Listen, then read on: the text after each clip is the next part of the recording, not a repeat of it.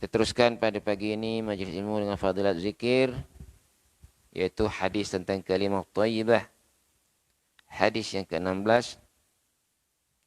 An Ibnu Abbas radhiyallahu anhu qala Ja'a an-Nahham ibn Zaid wa qurdu ba'da Ka'bin wa bahari wa qalu Ya Muhammad ما تعلم مع الله إلها غيره فقال رسول الله صلى الله عليه وسلم لا إله إلا الله بذلك بعثت وإلي ذلك أدعو فأنزل الله في قولهم قل أي شيء أكبر شهادة الله.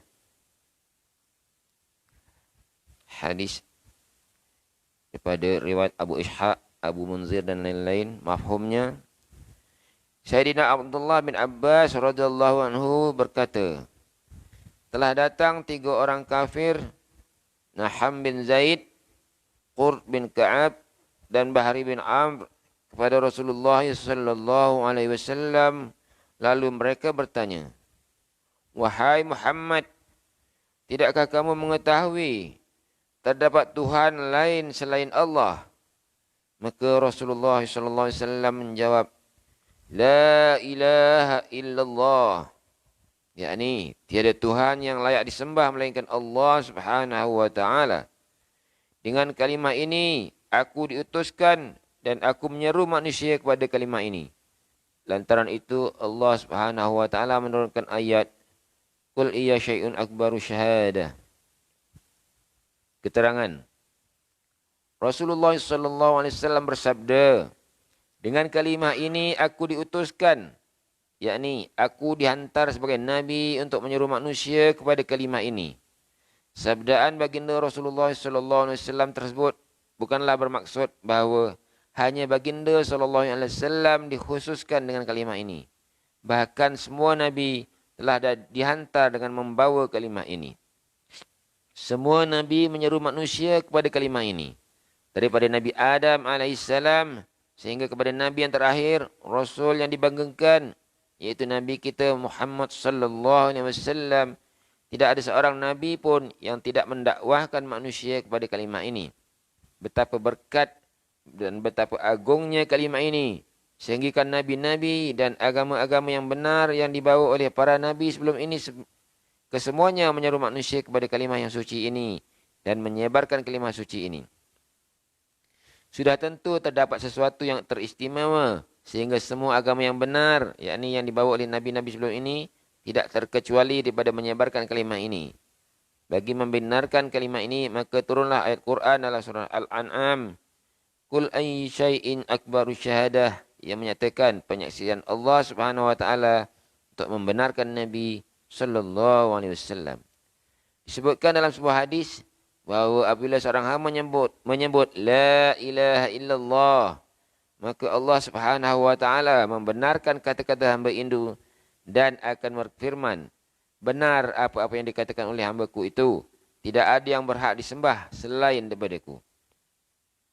Berikutnya hadis ke-17. An Lais radhiyallahu anhu qala Isa bin Maryam alaihi wasallam Ummatu Muhammadin athqalun nasi fil mizani zallat alsinatahum bi kalimati thaqullat ala man kana qablahum la ilaha illallah.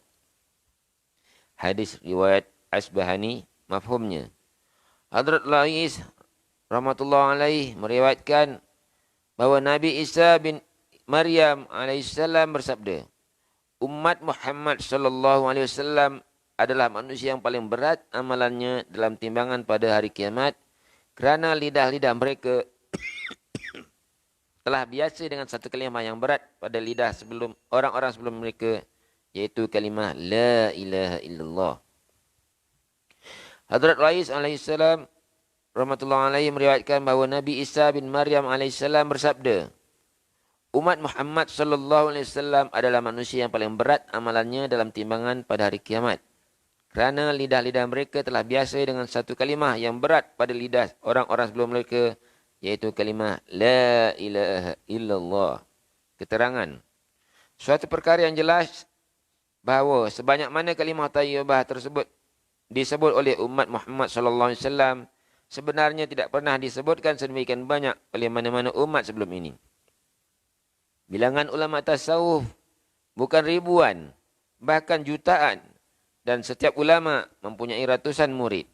Mewiridkan kalimah thayyibah beribu-ribu kali pada setiap hari adalah termasuk dalam amalan kebanyakan daripada mereka itu. Ditulis dalam kitab Jami'ul Usul bahawa lafaz Allah dijadikan wirid sekurang-kurangnya sebanyak 5,000 kali setiap hari. Sedangkan tidak ada had untuk bilangan yang lebih daripada itu. Sementara ulama tasawuf mewiridkan lafaz Allah sekurang-kurangnya 25,000 kali setiap hari. Ditulis bilangan la ilaha illallah diwiridkan sekurang-kurangnya sebanyak 5,000 kali pada setiap hari. Bilangan yang tersebut boleh ditambah dan dikurangkan mengikut ajaran ulama tasawuf. Tujuan saya menerangkan unjuran ulama tasawuf ialah untuk mengukuhkan kenyataan yang disebut oleh Nabi Isa AS. Ini adalah bilangan sekurang-kurangnya wirid harian bagi setiap orang. Alhamdulillah. Mudah-mudahan telah mendengar bacaan 2 potong hadis berkenaan kalimah thayyibah. Kita dapat mengambil iktibar, mengamalkannya secara istiqamah, dan menyampaikan kepada saudara kita yang tidak berada dalam majlis ini. Mudah-mudahan kita sama-sama mendapat manfaat dan manfaat. Kita tutup majlis pada pagi ini dengan tasbih kifaran surah Al-As. Subhanallah wa bihamdihi, subhanakallahumma wa bihamdika, asyhadu an la ilaha illa anta, astaghfiruka wa atubu ilaik. Bismillahirrahmanirrahim. Wal 'asri innal insana lafi khusr illa allazina amanu wa 'amilus shalihat wa tawassaw bil haqq wa tawassaw bis sabr. Sadaqallahul azim.